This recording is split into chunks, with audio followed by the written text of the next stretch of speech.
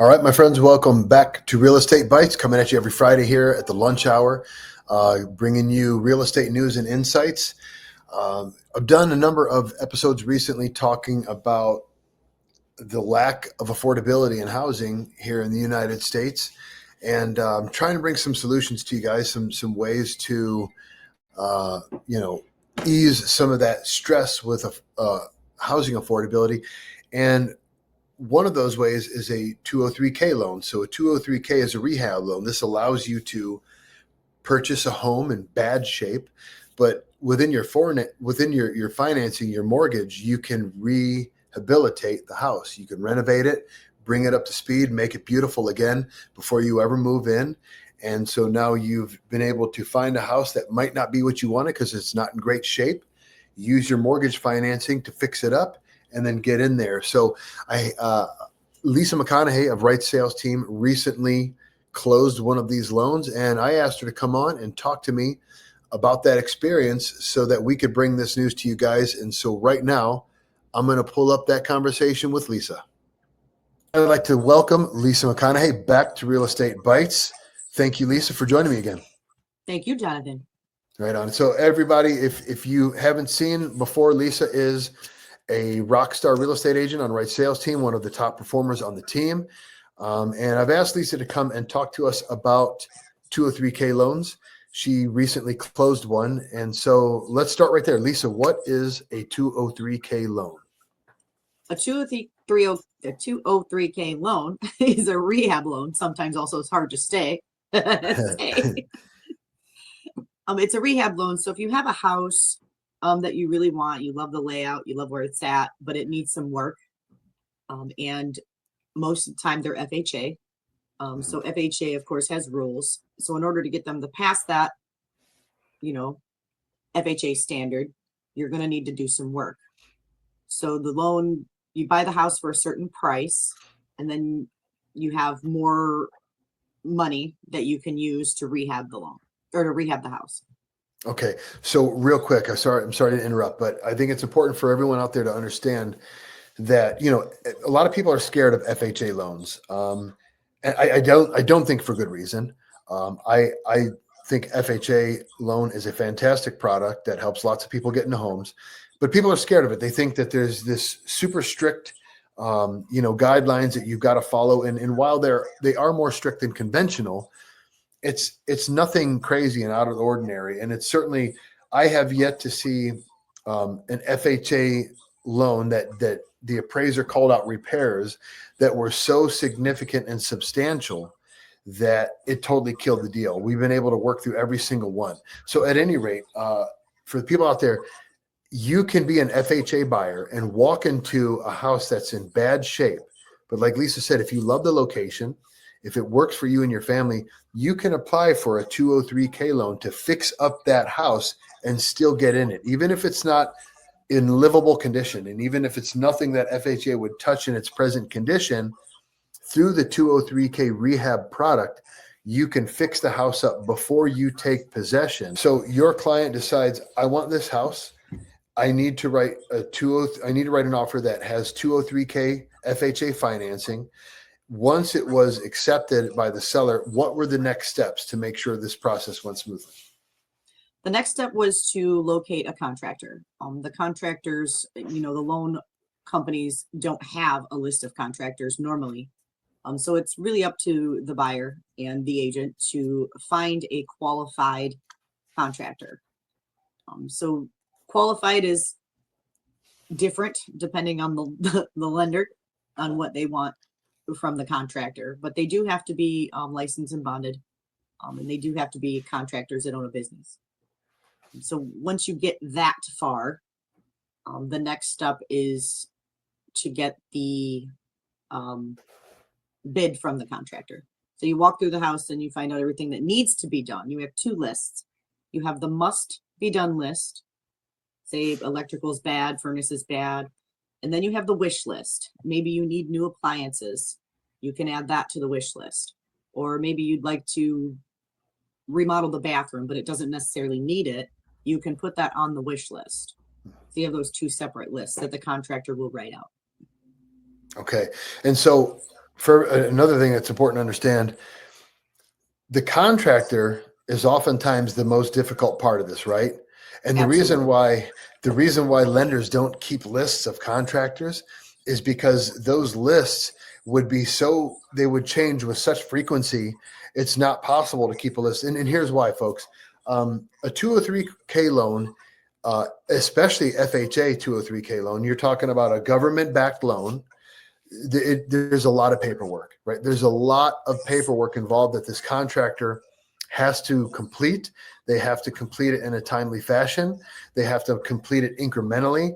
And a lot of contractors don't want to deal with that. So there are contractors who will do 1, 2, or 3K loan and never do it again because they don't want to deal with that headache. And that's why lenders don't keep lists. That said, um, you know, Lisa and Right Sales Team, we got a contractor. Just saying. So at any rate, in the end, how long did it take this process to play out, Lisa? About 74 days. 74 days. And actually that's not bad. You're talking about a 7 to 8 week time frame. That's really not bad. And Lisa, you were telling me as we were prepping for this, you wanted to make a point to everybody that, there's always going to be a bump in the road, right? There's always going to be, Absolutely. yeah. And so tell us, some, without giving too many details, what were some of the bumps that you guys ran into? Well, the first bump we ran into was the contractor. The Hmm. contractor that the client had chose really didn't know what we needed, but after about 3 weeks we lost 3 weeks dealing with the first contractor. Hmm. The second contractor comes in, he's done in 7 days. He's got everything written out, ordered, ready to go. But that took a lot of time away from what we needed. And then the second one was we had an appraisal issue. So that took a couple weeks away trying to figure that out as well. So out of our 60-day contract, we already lost most of it with these two issues. Wow. And so the appraisal, tell us how that works, right? So you have a purchase price, Correct. and then you have what, and like an after repair value, what the appraiser, Yes. go ahead, Lisa. Yeah. So they have the value or what they're paying for the house in the appraisal, but then you need that after repair value. So if you're borrowing 240 total, the appraiser needs, if the appraisal comes in under that 240, then we have to make adjustments to our contract list. Okay. And the appraisal needs to appraise at that 240 level, right? At that, what you believe is going to be ARV. Correct. Okay. So in this case, the appraisal came in under, right? Yes. A lot under. And what happened?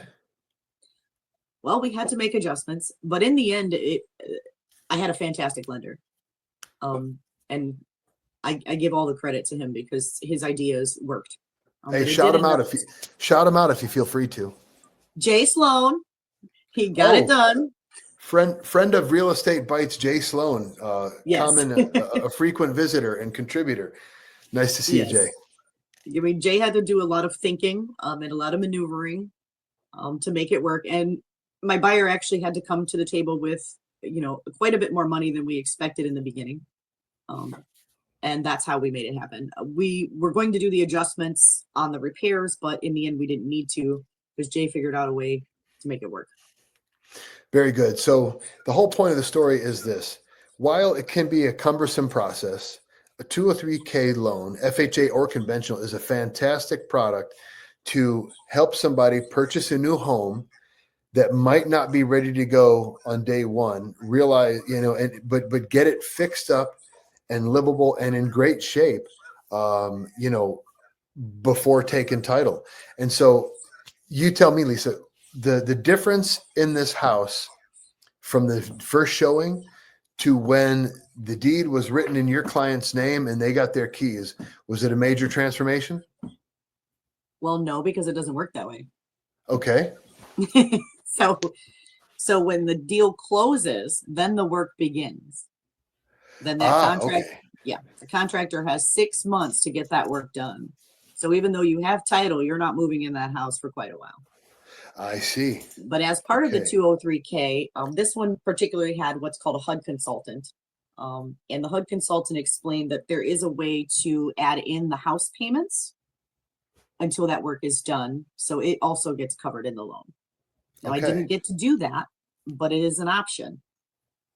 That's not the way this one worked out, but I was informed that that is an option. So they're So not paying for a house they don't live in. very good. Okay. Excellent information, Lisa. Excellent information. So I appreciate you coming on and talking to us about 203K loans. Listen, guys, if you're out there and you're shopping in this tight inventory market, and this might be something that is worth considering, give us a call. We have an expert on the team here with Lisa that could help you through a 203K situation. Lisa, thank you so much again for coming on and giving us good information. I just learned something from you 2 minutes ago. Okay, so much appreciated. Thank you so much, Lisa. Thank you, Jonathan. All right, you have a great day. You too. All right, thank you, Lisa, for coming on and helping us out, learning about a 203K loan. Listen, guys, this is a fantastic option for you out there. If you've been searching and you're looking at homes that maybe are a touch above your price range, this is an opportunity to possibly get into a house that's not quite up to snuff today. Go through this process. Like Lisa was saying, it could be lengthy, a little bit complicated, but it might help you get into a house that you can afford and maybe be able to realize some additional equity at the end of that process. So a 2 or 3K loan might be a great option. Give us a call if you want to pursue something like that. All right. So as always, we finish up by talking about this past week's statistics here in Lorain County real estate. So let me share my screen. There we go. All right. So here it is. Episode 72. This morning, there were 421 single-family homes and condos on the market in Lorain County. I do not include multifamilies such as duplexes, triplexes, or quads. I do not include mobile or manufactured homes in this number. This is simply condominiums and single-family homes. 421 on the market as of this morning at 8 a.m. There were 56 closings last week. The median square foot of the homes that closed last week was 1,694. The median home value was $264,000. The median price per square foot was $155.81. Take a look, guys. We seem to we're staying, at a pretty even keel. I don't think prices are going up anymore. If you look here, we had a run above 160 for 3 weeks. Now we're back below 160 for the past 3 weeks. We might even be looking at a bit of a reduction or a depreciation in home values as we move into Q1 2025. Median days on market speaks to that a little bit. 32. When's the last time we've seen over 30 days? We had 30 back at the end of October. We haven't seen above 30 days since August of 2024. So we've seen more time spent on market. This median square foot value is getting a little bit lower.